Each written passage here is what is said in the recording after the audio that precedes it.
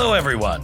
I'm Tim Connors. And I'm Becky Connors. It's time for the September 5th, 2024 episode of FREEPOD. As always, we are proud to bring you this short weekly podcast with the help of a large volunteer group dedicated to providing objective news that's specific to our community. We want to remind you that any photos or website addresses are always included in the print version of our newscasts on the FREEPOD website at freepod.org. Now let's get started on the local news you've been missing. We have big news for FREEPOD. We're really excited to let you know that FREEPOD is now partnering with WNIJ, the national public radio station in DeKalb. After sharing our episodes and other information with them a few months ago, their station management decided to give us a listen, and they liked what they heard, including our nonprofit format that is dedicated to providing local news that's as objective, accurate, inclusive, and independent as possible. Working together with WNIJ, we can expand both organizations' audiences and coverage. You can now find our weekly newscasts by just going to the WNIJ website at www.northernpublicradio.org and click on the FREEPOD logo on their homepage. Both audio and print versions are available and will be archived there. And if you click on Hola on the homepage of their bilingual site, you can also find both audio and print versions translated into Spanish. WNIJ will also promote FREEPOD in their broadcasts and on their social media, and they recommend that you bookmark their pages if you'd like to follow us there. Our Tuesday in-depth interviews will be included very soon, too. Woohoo! Timbuktu on WNIJ! The FREEPOD website will continue to be online for your convenience and will provide additional information as well as links. Thank you, WNIJ, for this wonderful partnering opportunity. Come to the Lena Lions Annual Fall Festival, which has been called the Cadillac of small-town festivals, in downtown Lena this Friday and Saturday, September 6th and 7th. The festival fun begins this Friday night with carnival rides at 6 p.m., live music, and a variety of foods, including pork chops on a stick, the Lions' famous ham stand, and other tasty options. Craft vendors will also be selling their wares. On Saturday, the 5K run/walk starts at 8 a.m. You can register at the Lena Park District website through Friday. Then, the parade steps off at noon Saturday. After the parade, the carnival rides fire up again, and local bands will play all day in downtown Lena. Go to the Lena, Illinois Lions Facebook page and the Lena Lions Fall Festival events page for more details. High school football started last Friday, and the Pretzels lost their opening game to Boylan by the slimmest of margins, 14-13. However, that was a competitive game compared to the rest of Friday night's NIC 10 games, where the next closest was Harlem besting Belvedere with a score of 21-10. The Pretzels' next game is September 13th at Belvedere, who bested Guilford 29-0 on Friday. Go Pretzels! The Illinois Secretary of State and the state librarian have announced that throughout the 45th Senate District, libraries serving a combined 128,000 people have received nearly $250,000 in grants. The grants include annual per capita funding, as well as newly created one-time technology grants to help libraries upgrade their technology infrastructures. The Freeport Public Library is receiving just over $63,000, the largest grant in the region, with many other libraries in Stephenson County also receiving support. The Greater Freeport Partnership announces the opening and relocation of 2 businesses in Freeport.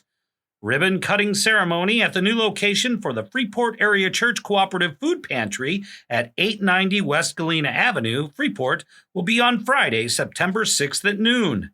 And Respun Records and Resale at 119 East Stephenson Street will celebrate their ribbon cutting on Thursday, September 12th at 2 p.m.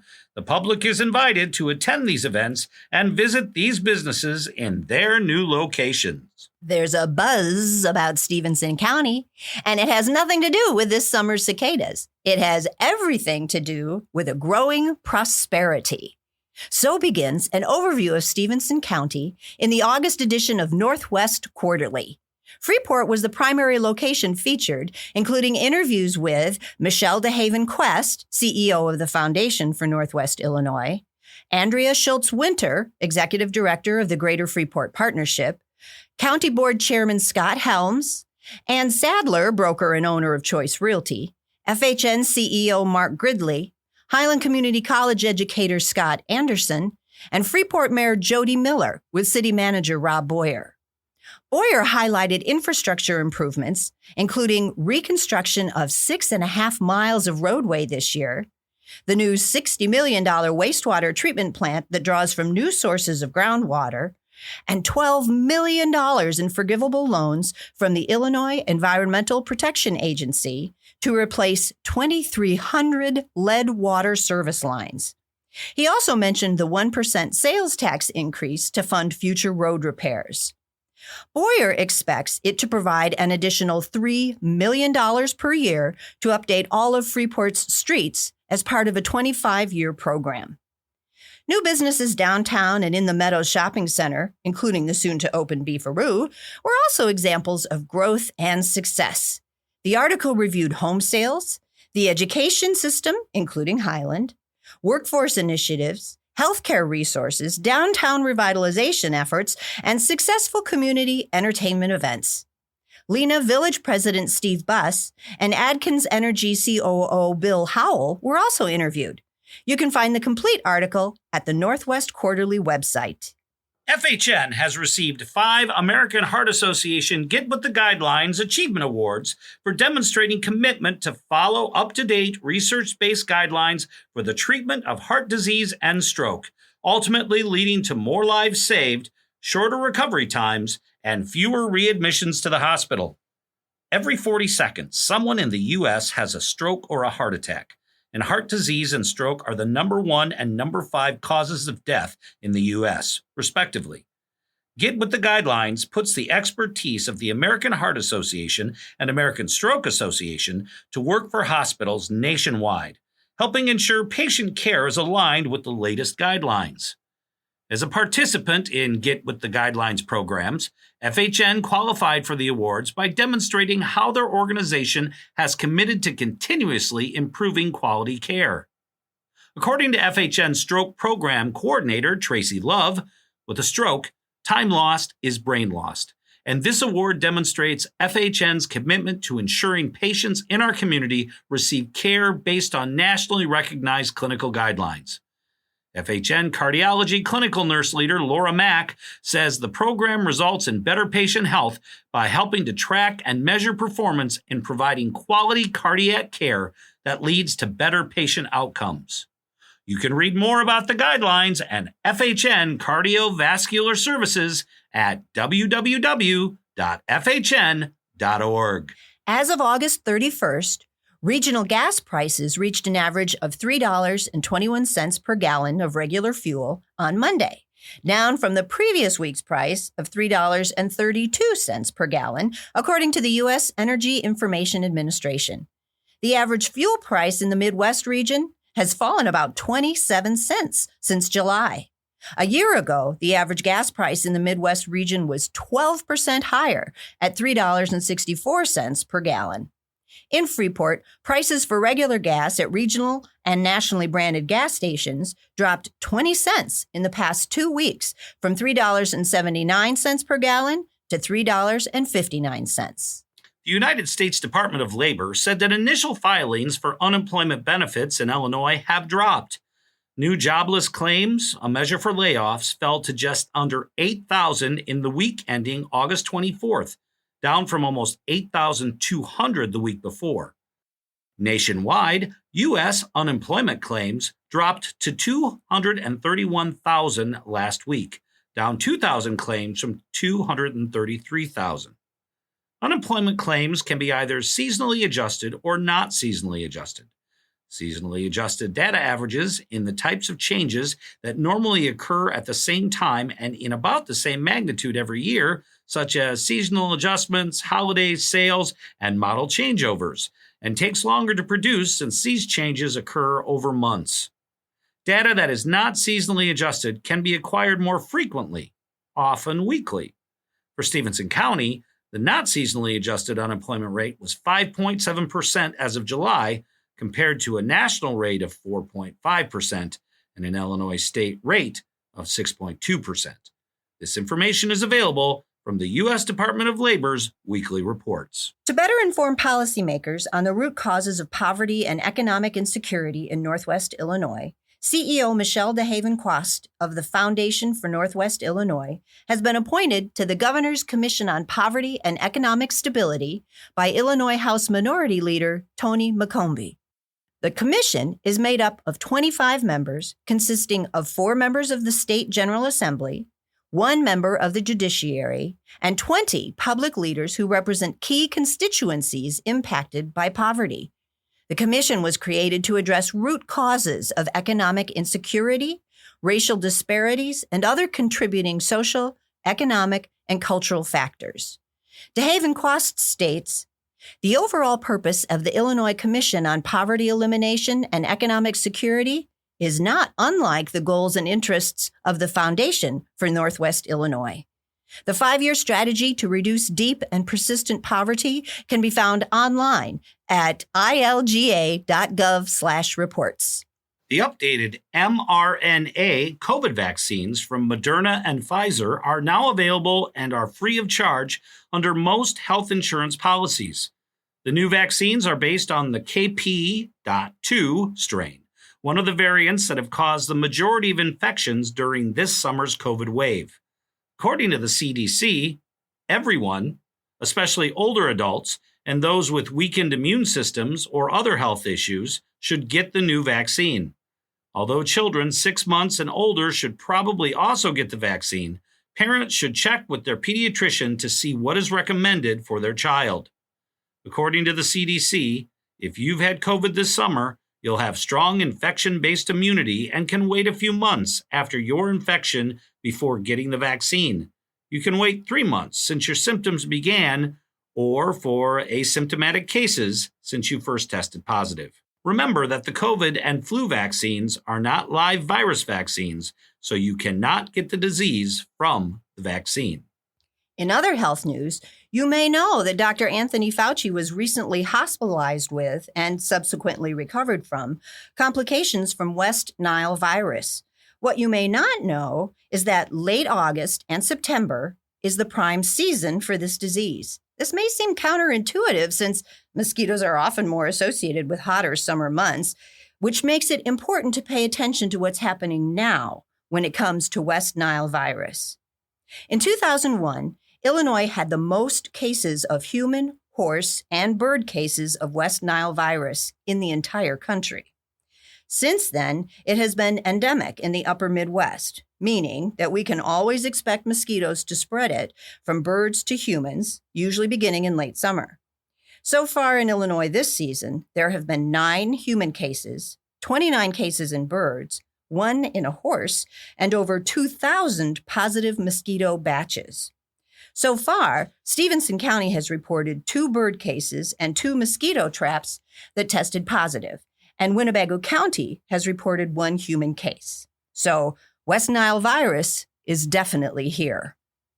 Although there is no vaccine and symptoms are generally mild and flu-like, some individuals can develop encephalitis, marked by a rapid onset of a high fever with head and body aches, disorientation, tremors, convulsions, and, in the most severe cases, even paralysis or death. Remember the 3 R's in dealing with mosquitoes. Reduce mosquito habitat, which is primarily standing water, repel them by using DEET and other insect repellents, and report areas that may be harboring mosquitoes to the health department, which can take appropriate action. The Prep, Freeze, Cook for Ag in the Classroom fundraiser conducted by the Stephenson County Farm Bureau won't happen this fall as the organization that prepared the freezer meals is no longer in business. The funds raised in previous years helped the Agriculture in the Classroom program teach nearly 8,000 Stephenson County students about agriculture.